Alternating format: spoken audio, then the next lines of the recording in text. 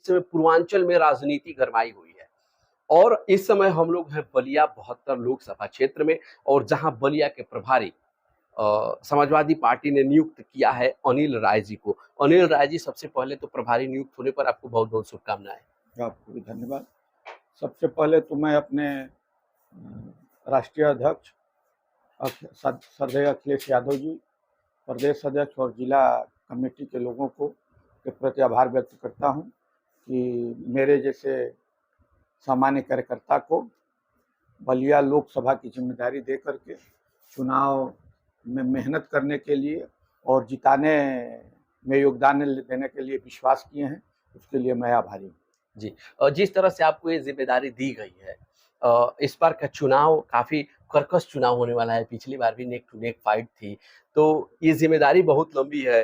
5 विधानसभाएं हैं, इतना बड़ा लोकसभा क्षेत्र है, तो इसको आप किस तरह से जीत की तरफ अग्रसर होने वाले हैं, जिम्मेदारी को उठाते देखिए, हैं? पिछली बार भी 2019 का जो चुनाव हुआ था, बहुत बड़ा गठबंधन हुआ था और उस आधार पर चुनाव लड़ा गया।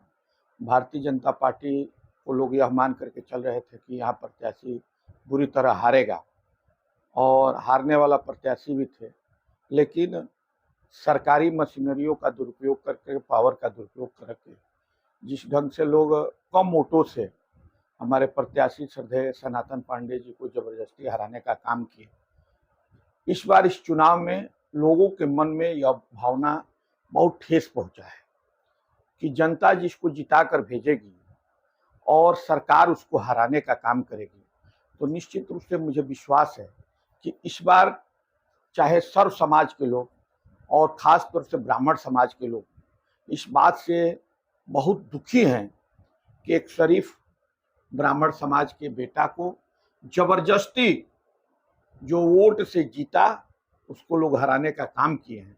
तो मुझे विश्वास है, यह क्षेत्र में घूमने से भी पता चलता है कि लोग इस बार सोच चुके हैं, मन बना चुके हैं कि इस बार बलिया लोकसभा में पहली बार जनता चुनाव लड़ेगी और नेता पीछे पीछे चलेगा।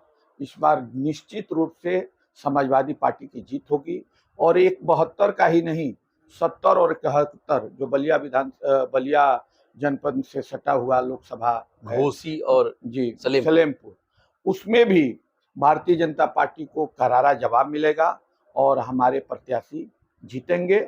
समाजवादी पार्टी का परचम लहराएगा। काम बोलता है, काम के आधार पर हम सब जनता के बीच में जाने का काम करेंगे। अपना जो 12 से 17 साल तक का कार्यकाल था, आज भी लोगों के दुख सुख में जिस तरह से हमारे राष्ट्रीय अध्यक्ष जाने का काम करते हैं, सहयोग करने का काम करते हैं, न सरकार होने के बावजूद भी, उस आधार पर मुझे विश्वास है कि निश्चित रूप से जनता इंडिया के गठबंधन को जिताने का काम करेगी।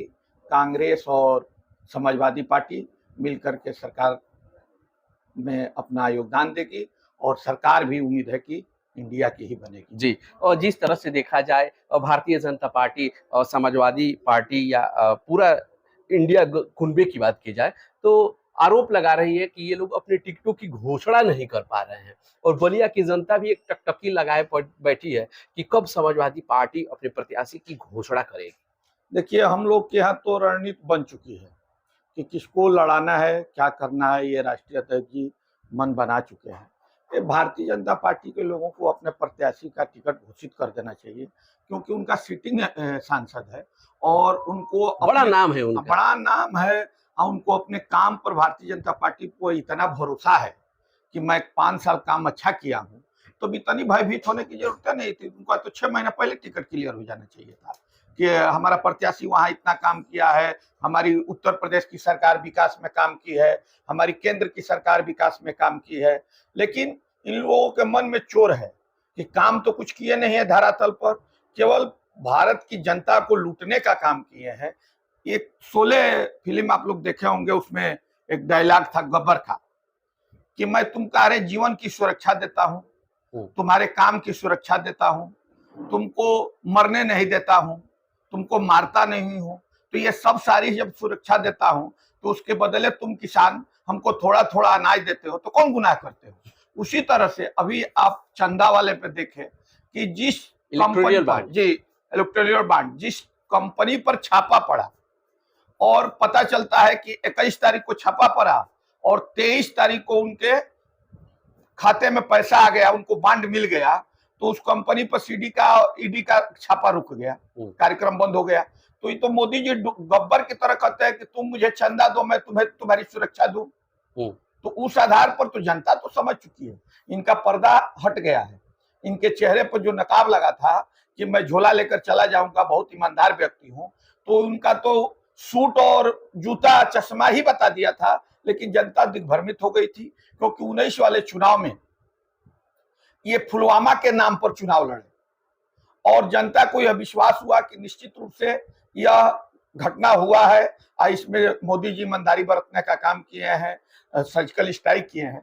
लेकिन भोली भाली जनता यह नहीं समझ पाई कि यह रुपया गुजरात की धरती से चल करके आए हैं और निश्चित रूप से एक मदारी वाला है, मदारी दिखाने का काम कर रहा है। मदारी में जैसे लड़के को मार करके जिंदा कर दिया जाता है और तुरंत अटैक कर दिया जाता है, ये सब दिखा करके उसी ढंग से दिग्भ्रमित करने का काम किए। आज तक 300 किलो आईडीएस कहां से आया, वो गाड़ी कैसे वहां ढुक गई थी, इस पर जांच कमेटी नहीं बैठी। लेकिन एक छोटे किसान के पास, एक छोटे व्यापारी के पास थोड़ा सा रुपया कहां से आ गया, उसका पता ये लगा लेते हैं, उस पर जांच हो जाता है। उस पर जांच नहीं हो पाता, अपना कहां से आया, क्या हो रहा है, ये पता नहीं लगा पाते जी। तो भारतीय जनता पार्टी ने अभी बलिया भी नहीं प्रत्याशी घोषित किया है और गाजीपुर भी नहीं घोषित किया। गाजीपुर तो सपा ने पहली लिस्ट में ही घोषित कर दिया, दूसरी लिस्ट में ही घोषित कर दिया। तो ये बताइए, बलिया में 5 विधानसभा सीटें हैं, अभी वर्तमान में 4 पर आप लोगों का कब्जा है, एक केवल नगर की सीट आप लोग हारे हुए हैं। तो ये लड़ाई 2024 की लोकसभा की कैसी होने वाली है इस बार की? देखिए, नगर विधानसभा में पिछले बार हम लोगों की लोकसभा में हार ज्यादा वोट से हुई थी, बाकी जगह जीते थे, बैरिया में हारे थे। लेकिन उम्मीद है, हम विधानसभा की बात कर रहे हैं कि 4 पर आप लोग कब्जा किए। विधानसभा में भी इस बार भी हमारे कुछ लोगों की गलती से, वजह से यहाँ विधानसभा का चुनाव हार गए। फिर भी 76,000 वोट पाए थे जी। और पिछले लोकसभा में हमको 66,000 मिला था, तो 10,000 तो यही हमारा बढ़ोतरी दिखाई दे रहा है। और हम सब लोग हैं, निश्चित मुझे विश्वास है कि जो विधानसभा की कमियां थी उसको लोग दूर करके इस बार राष्ट्रीय अध्यक्ष के चेहरे को देखते हुए ईमानदारी और निष्ठा से लोकसभा में जो भी प्रत्याशी आएगा उसके साथ लोग काम करने का काम करेंगे। और भारतीय जनता पार्टी और समाजवादी पार्टी का जो वोट प्रतिशत हमारा बढ़ता घटता दिखाई दे रहा था नगर विधानसभा में, उसमें निश्चित रूप से कमी आएगी। जो 26,000 27,000 का है जी, तो कोशिश रहेगा कि कम का मात्रा हो। यहाँ बलिया भी हम जीते, बलिया भी जीते। तो इस तरह से आप लोगों का प्लान क्या देखा जाए तो 5 विधानसभा में स्वीप करने का है? जी, हम 5 मोहम्मदाबाद जीत रहे हैं। मोहम्मदाबाद तो हमारी किसी से कोई लड़ाई नहीं रहेगी, जहूराबाद में कोई लड़ाई नहीं रहेगी। वहाँ जितनी छोटी बिरादरियां है, जो हमारे नेता आज पीडीए के माध्यम से का नारा दिए हैं और पीडीए के माध्यम से चल रहे हैं, तो हम लोग भी चौपाल के माध्यम से हर जगह यह बतलाने का काम करते हैं कि पीडीए से हमको क्या लाभ है। जी। माननीय मुलायम सिंह यादव नेताजी, लालू प्रसाद जी, तब सब लोगों के बदौलत जो हमको अधिकार मिला कि 95 में त्रिस्तरीय पंचायत का चुनाव हुआ आरक्षण के बदौलत, जिससे कि गांव के कोयरी कोहार कमकर कुर्मी नुनिया धुनिया बीन मला राजभर का बेटा भी प्रधान होने लगा। और उसके दरवाजे पर गांव के अच्छे अच्छे लोग जाकर के बैठने का काम, जहां की उसको अपने दरवाजे पर नहीं बैठाया जाता था, वहां लोग जाकर के बैठने का सामाजिक समानता आई। और समाजवादी पार्टी आचार्य नरेंद्र देव के विचार पर, डॉक्टर राम मनोहर लोहिया के विचार पर, नेताजी के मुलायम सिंह जी के विचार पर, जनेश्वर मिश्रा जी के विचार पर, चंद्रशेखर के सिद्धांत पर चल करके और समाज में समानता लाना चाहती है और पीडीए के माध्यम से ही एनडीए को हराना चाहती है। और निश्चित रूप से पीडीए ही एनडीए को हराएगा, यह हम सबका संकल्प है। चलते चलते एक सवाल आखिरी, यूपी में इंडिया गठबंधन कितनी सीटों पे जीतने वाली है? देखिए, लगभग जीत की तो आंकड़ा ज्यादा होगा। कहते हैं कि 80 में 80 हराओ, आप क्या कहते हैं? नहीं, देखिए, ऐसा नहीं आदमी बोल पाएगा कि 80 में 80 बोलो। ये भारतीय जनता पार्टी वाले बोल सकते हैं जी, हम लोग नहीं बोल सकते हैं। लोकतंत्र है, सबको अपना नेता चुनने का अधिकार है। सबको सोचने समझने का अधिकार है। बाबा साहब के भीमराव अंबेडकर के जो संविधान है, संविधान के अनुसार माना जाए तो पक्ष विपक्ष भी होना बहुत जरूरी है। यहाँ स्वस्थ लोकतंत्र के हाँ, लिए। स्वास्थ्य अटल बिहारी वाजपेयी जी भी कहे थे कि उनकी बात हमें याद है कि जब विरोध और विरोधी को गद्दार लोग समझने लगे तो लोकतंत्र के लिए खतरा होता है और सरकार तानाशाह हो जाती है।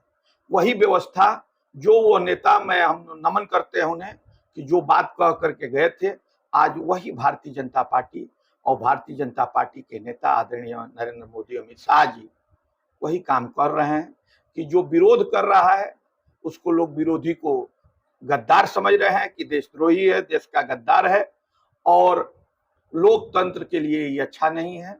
आज तानाशाही सरकार होकर के अघोषित इमरजेंसी, कब किसके साथ क्या होगा इसकी कोई गारंटी नहीं है।